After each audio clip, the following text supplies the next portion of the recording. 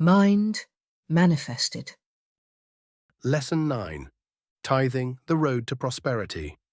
As ye abound in everything, in faith and utterance and knowledge, and in all earnestness, and in your love to us, see that ye abound in this grace also. Honour Jehovah with thy substance, and with the first fruits of all thine increase, so shall thy barns be filled with plenty, and thy vats shall overflow with new wine. Under the Mosaic law, a tithe or tenth was required as the Lord's portion. Throughout the Old Testament, the tithe or tenth is mentioned as a reasonable and just return to the Lord by way of acknowledging him as the source of supply. After Jacob had seen the vision of the ladder with angels ascending and descending on it, he set up a pillar and made a vow to the Lord, saying, "Of all that thou shalt give me, I will surely give the tenth unto thee." In the 3rd chapter of Malachi, we find God's blessing directly connected with faithfulness in giving to the Lord's treasury. But gifts should be made because it is right and because one loves to give, not from a sense of duty or for the sake of reward. That there will be a reward following the giving, we are also assured by Jesus in a direct promise, "Give, and it shall be given unto you. Good measure, pressed down, shaken together, running over, shall they give unto your bosom. For with what measure ye meet, it shall be measured to you again." Promises of spiritual benefits and increase of God's bounty through the keeping of this divine law of giving and receiving abound in all the Scriptures.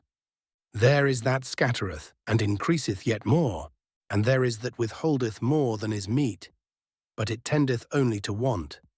The liberal soul shall be made fat, and he that watereth shall be watered also himself. He that hath a bountiful eye shall be blessed, for he giveth of his bread to the poor. He that soweth bountifully shall reap also bountifully. Blessed are ye that sow beside all waters. We are living now under larger and fuller blessings from God than man has ever known. It is meet, therefore, that we give accordingly and remember the law of the tithe. For if a tenth was required under the law in those olden times, it is certainly no less fitting that we should give it cheerfully now. One of the greatest incentives to generous giving is a keen appreciation of the blessings secured to us through the redemptive work of Jesus Christ. He that spared not his own Son, but delivered him up for us all, how shall he not also with him freely give us all things? Freely ye received, freely give. True giving is the love and generosity of the Spirit-quickened heart, responding to the love and generosity of the Father's heart. In his 2nd letter, Paul made a stirring appeal to the Corinthians for a generous gift to their poorer brethren in Jerusalem. He suggests some principles of giving that are always applicable. For giving is a grace that adds to the spiritual growth of all men in all times. Without giving, the soul shrivels, but when giving is practiced as a part of Christian living, the soul expands and becomes godlike in the grace of liberality and generosity. No restoration to the likeness of God can be complete unless mind, heart, and soul are daily opening out into that large, free, bestowing spirit which so characterizes our God and Father. Therefore, it is not surprising that Paul classes the grace of giving with faith, knowledge, and love. A very simple yet practical plan for exercising this grace of giving had been suggested by Paul in his first letter to the Corinthian church. Upon the first day of the week, he said, "Let each one of you lay by him in store, as he may prosper." That is, each member was asked to contribute to the establishing of a treasury. This was to be the Lord's storehouse, into which each one was to put his offerings regularly and in proportion to his means. In adopting this plan, the offerer became a steward of the Lord's goods and entered upon a course of training and discipline needed to make a good steward. For it takes wisdom to know how rightly to dispense the bounty of God. Perhaps no simpler way to begin one's growth in the grace of giving can be suggested for our own day. Those who have followed this method have usually found that they had more money to give than they had thought possible. In order that the plan of giving may be successful, there are several things that must be observed. First, there must be a willing mind. If the readiness is there, it is acceptable according as a man hath, not according as he hath not. God loveth a cheerful giver. Secondly, the giving must be done in faith, and there must be no withholding because the offering seems small. Many of the instances of giving that are recorded in the Bible as worthy of special mention, commendation, and blessing, are instances where the gift itself was small. The widow who fed Elijah in his time of famine gave him a cake made with her last handful of meal. For her faith and her generous spirit, she was rewarded with a plentiful daily supply of food for herself and her sons, as well as for Elijah. The jar of meal shall not waste, neither shall the cruse of oil fail. This same truth is set forth beautifully in the New Testament, where it is clearly shown that not the amount of the offering, but the spirit in which it is given, determines its value and power. And he, Jesus, sat down over against the treasury, and beheld how the multitude cast money into the treasury, and many that were rich cast in much. And there came a poor widow, and she cast in 2 mites, which make a farthing. And he called unto him his disciples, and said unto them, Verily I say unto you, this poor widow cast in more than all they that are casting into the treasury. For they all did cast in of their superfluity. But she of her want did cast in all that she had, even all her living. This poor widow exemplified what it is to give in faith, and were ever 2 mites so great a gift as when they brought forth such praise from the Master himself. The results of giving in faith are just as sure in this age as in the time of Jesus, for the law is unfailing in all ages. A third requisite for keeping the law of giving and receiving is that the offering shall be a just and fair proportion of all that one receives. The amount was settled by Paul, and the measure he gave was, as he may prosper. There is a certain definiteness about this, and yet it admits of freedom for the giver to exercise his individual faith, judgment, and will. The question of wise distribution is closely related to the matter of filling God's treasury. To whom shall we give, and when are questions quite important. There are several truths that may be considered in this connection, but then each individual finds it necessary to trust to the spirit of wisdom manifest in his own heart, since there are no rules or precedents that one can follow in detail. This is as it should be, for it keeps the individual judgment, faith, love, sympathy, and will alive and active. Yet a careful study of the underlying laws of spiritual giving will help one to exercise these divine faculties as they should be exercised. If we follow the spirit of wisdom, we shall not give to anything that is contrary to the teaching of Jesus, but spend every penny in the furtherance of the good news of life that he proclaims, and in the promotion of the brotherhood of man that it is his mission to establish on earth among all those who become sons through him. True spiritual giving rewards with a double joy. First, that which comes with the laying of the gift upon the altar or in the Lord's treasury. Then the joy of sharing our part of God's bounty with others. One of the blessings is the satisfying knowledge that we are meeting the law and paying our debt of love and justice to the Lord. The other is the joy of sharing the Lord's bounty. Justice comes first, then generosity. Even the so-called heathen recognize giving as a part of worship, for we find them coming with offerings when they worship their idols. All ages and all religious dispensations have stressed giving as a vital part of their worship. In this age, when we have so much, more is required of us, even to the giving of ourselves with all that we are and have.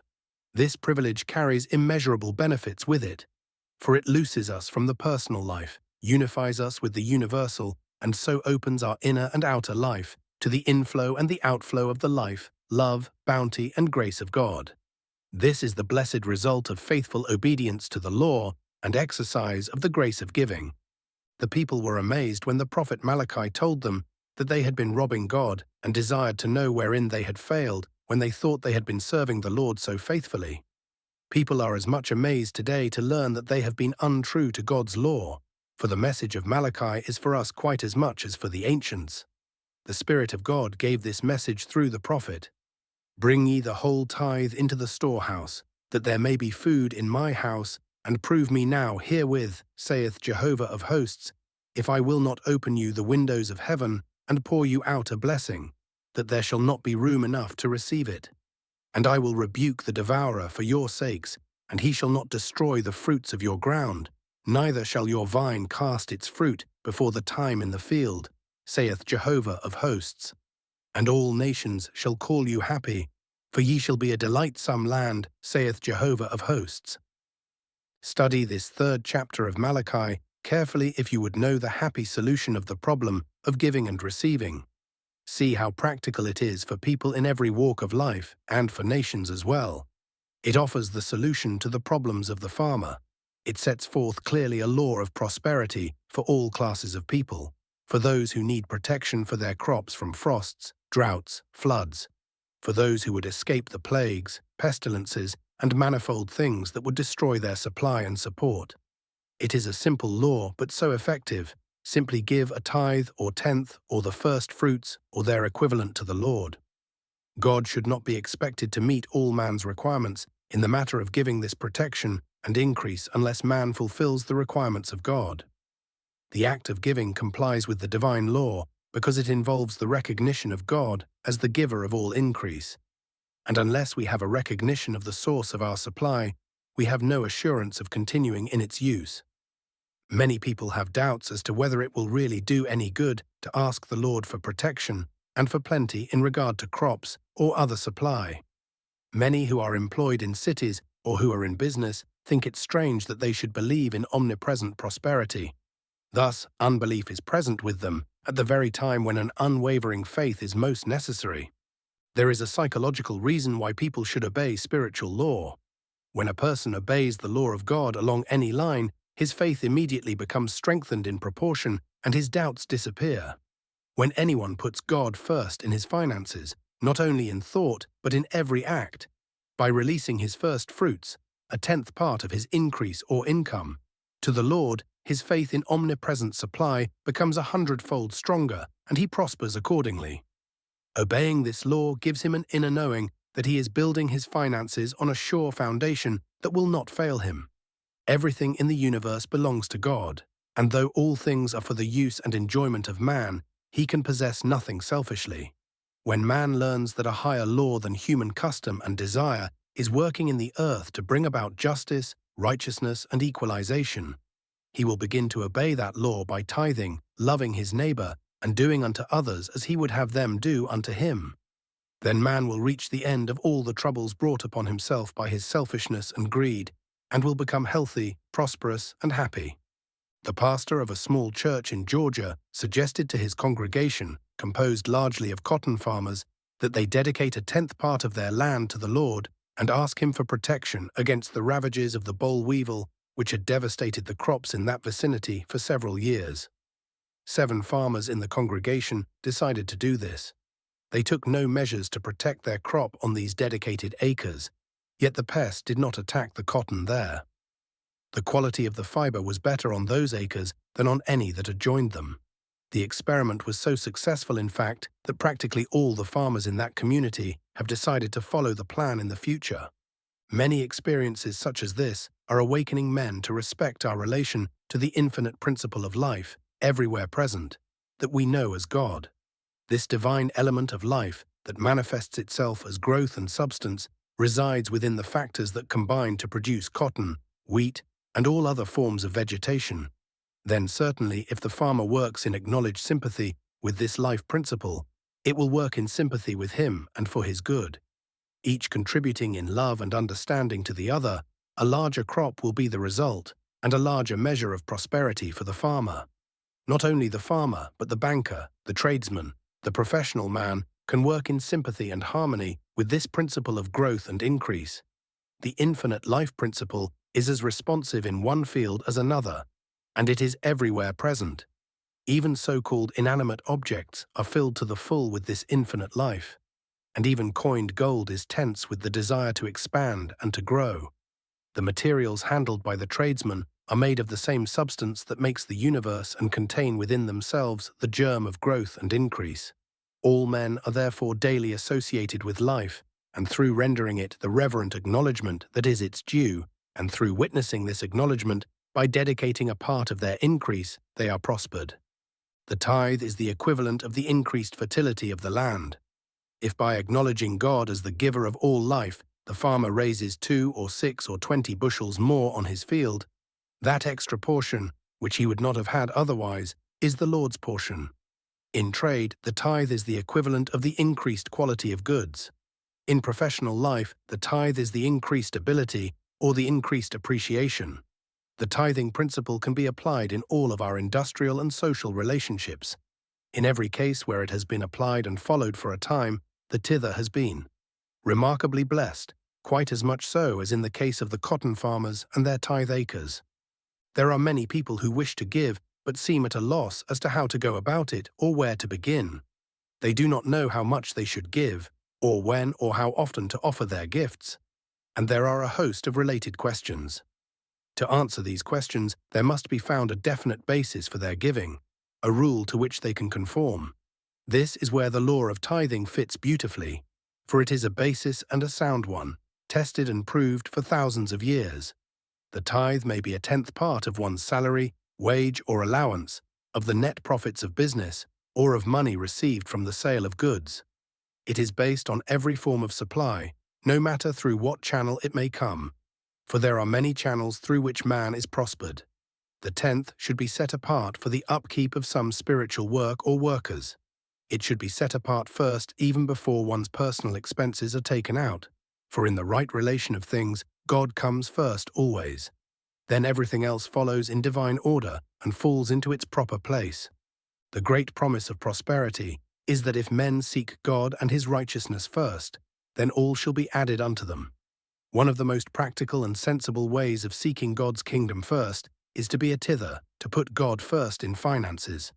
It is the promise of God, the logical thing to do, and the experience of all who have tried it, that all things necessary to their comfort, welfare, and happiness have been added to them in an overflowing measure.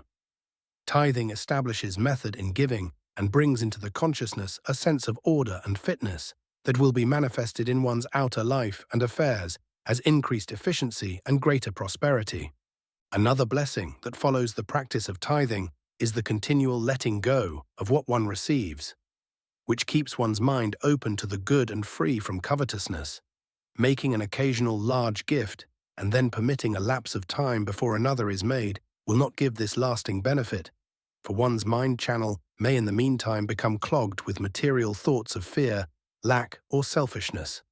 When a person tithes, he is giving continuously, so that no spirit of grasping, no fear, and no thought of limitations gets a hold on him. There is nothing that keeps a person's mind so fearless and so free to receive the good constantly coming to him as the practice of tithing. Each day, week, pay day, whenever it is, the tither gives 1/10. When an increase of prosperity comes to him, as come it will and does, his first thought is to give God the thanks and the tenth of the new amount. The free, open mind thus stayed on God is certain to bring forth joy, real satisfaction in living, and true prosperity. Tithing is based on a law that cannot fail, and it is the surest way ever found to demonstrate plenty, for it is God's own law and way of giving. And all the tithe of the land, whether of the seed of the land or of the fruit of the tree, is Jehovah's. It is holy unto Jehovah.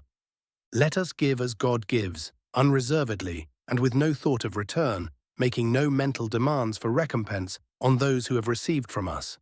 A gift with reservations is not a gift. It is a bribe. There is no promise of increase unless we give freely, let go of the gift entirely, and recognize the universal scope of the law.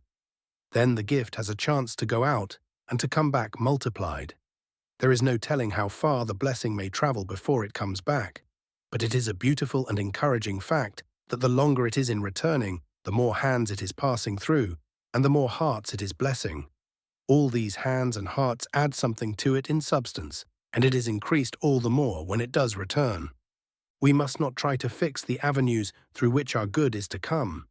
There is no reason for thinking that what you give will come back through the one to whom you gave it. All men are one in Christ and form a universal brotherhood. We must put away any personal claim, such as, I gave to you, now you give to me, and supplant it with, inasmuch as ye did it unto one of these my brethren, even these least, ye did it unto me. The law will bring each of us just what is his own, the reaping of the seeds he has sown. The return will come, for it cannot escape the law, though it may quite possibly come through a very different channel from what we expect. Trying to fix the channel through which his good must come to him is one of the ways in which the personal man shuts off his own supply. The spiritual-minded man does not make selfish use of the law, but gives because he loves to give. Because he gives with no thought of reward and no other motive than love, he is thrown more completely into the inevitable operation of the law, and his return is all the more certain. He is inevitably enriched and cannot escape it. Jesus said, "Give, and it shall be given unto you. Good measure, pressed down, shaken together, running over." He was not merely making a promise, but stating a law that never fails to function. So inexhaustible is the bounty of the giver of all good that to him who has eyes to see it and faith to receive it, God is an unfailing source of supply.